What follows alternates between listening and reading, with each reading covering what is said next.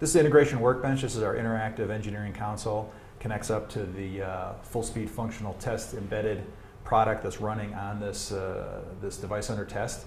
Our product is actually in the SD card. We'll boot this platform, and we have an Ethernet loopback cable on the back to show some Ethernet tests. But the nice thing about this TI Blaze platform, it just shows a lot of different interfaces, has a lot of functionality built into it.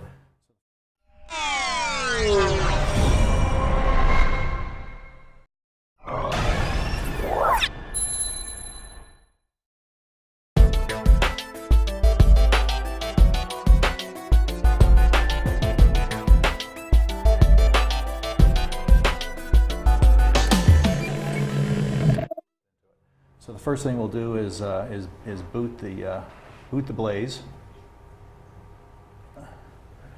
and you see some boot messages coming across our display. This is a two-stage bootloader. So the first thing we'll do out of the first stage is go off and test the SD RAM, the DDR RAM, and if it fails, we'll put out an error message to the display. If it passes, we'll load our full image into the DDR, and then you've got full access to all the hardware in the platform and all of our high-level functional tests.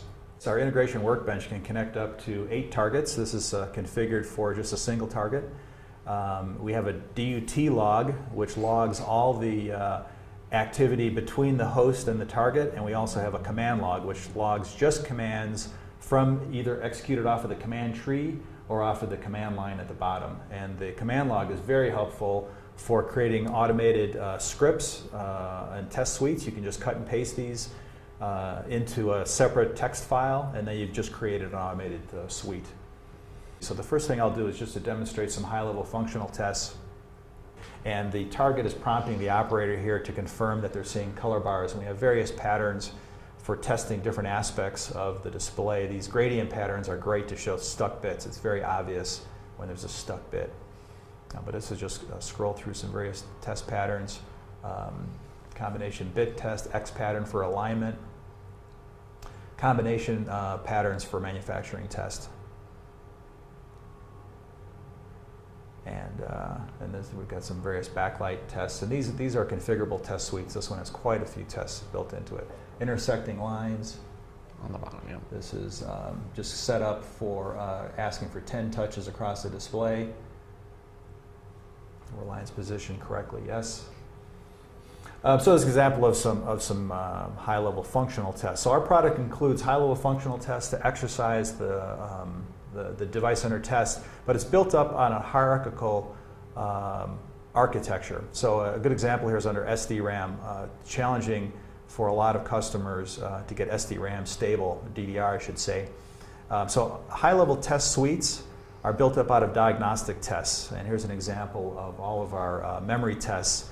It has standard tests you'd expect, like walking ones, walking zeros, but we consistently hear back from our customers that these data bus noise tests and the simultaneous switching output tests are finding problems that they just would not have found any other way. So as these tests are configured for a customer's platform, you just double click on it and it'll run. They're diagnostic tests, again, so suites are built up out of diagnostic tests, are built up out of test methods, and these, when you click on them, they'll prompt you for input. So these will start when you start getting into a debug scenario where you want to home in, maybe narrow down the range, adjust the bit pattern. You can do that through the test methods. And then test methods are built up out of low-level commands. And here's where you get into the lowest level of peeking and poking every cell of memory, every register, every GPIO on the platform. Now this is a diagnostic tool. So in addition to testing, we also want to expose as much as we can to the end user about how our product is running on their platform and how we set up their platform to run. So we have commands that we've collected up here, but they're also throughout the product where you can easily see, here's the MMU map for the product. Here's the SD-RAM register set. So this is great when you can just dump the SD-RAM controller setup and email this off to the firmware development team to help them get their controller configured. We run a simple test, and it tells us that it passed. And that's fine if it passes, but when it fails, you'd like to get a little bit more information. So what we can do is we're constantly recording everything into a trace buffer, but for the demo, I'll change these the display to echo that trace buffer right to the display while we're running a test.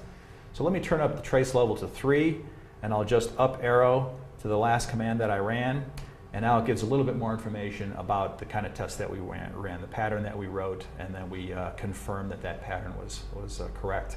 If I turn this up to level 6 and rerun the command, now it gives you every read, write, and verify of that bit pattern. If there's an error, it'll flag the error code with expected and actual data.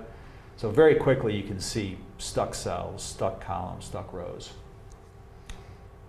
So here's an example of a high-level test where we're going to initialize the display, and then it's going to ask us to confirm that, yeah, we're seeing live video on the display.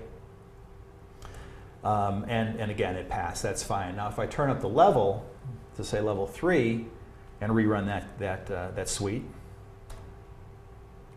now it's showing the commands that we're running to actually initialize the display. So this is very helpful to help a team understand what it takes, what devices need to be initialized, in what order to get the device initialized.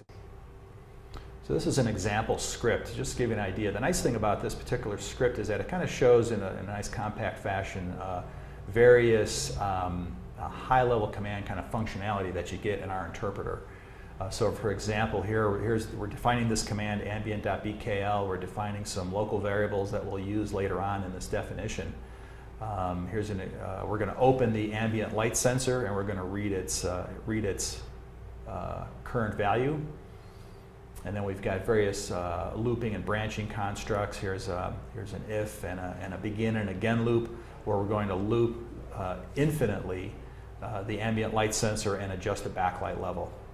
So this is kind of an example of how you can create really high-level application kind of functionality without doing any kind of recompile to prove great for a DVT or a demo for a customer, where you can show the functionality of the product without having the full OS and application code up and running. Now this command is up and running. We've initialized the display, and the ambient light sensor is actually just under the Texas logo here, Texas flag. And you can see that we've modified the action of the backlight. So the interpreter and the scripting language is very powerful to help customers do demos and do prototyping of their hardware to confirm that the hardware is working.